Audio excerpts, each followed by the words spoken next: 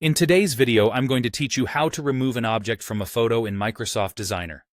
We'll use Designer's AI-powered generative erase tool to quickly clean up your images while keeping the background looking natural and seamless. Start by opening Microsoft Designer and creating a new design. You can begin with a blank canvas or pick a template if you prefer a preset layout. Either choice works fine for this task. Next, upload the photo that contains the object you want to remove. Higher resolution images generally produce cleaner results, so choose the best version you have. Once the photo appears on your canvas, click it to make sure it's selected.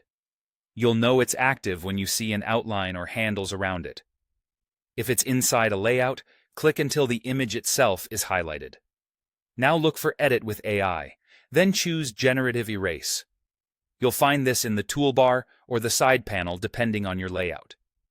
Generative Erase uses AI to intelligently fill in the background after you remove something, so the area looks like it always belonged there. When the tool opens, choose how you want to select the object. Quick Select is great for clear subjects with distinct edges. Just click the object and Designer will detect the boundaries automatically. If the object has a tricky shape or blends into the background, switch to Brush Select. With the brush, paint over the unwanted object for more precise control. For best results, zoom in a bit. Use a brush size that comfortably covers the object without spilling into the background, and slightly overlap the edges so the AI understands what to remove. After you've marked the object, click Erase. Designer's AI will analyze the scene and fill the area with background details that match the surroundings.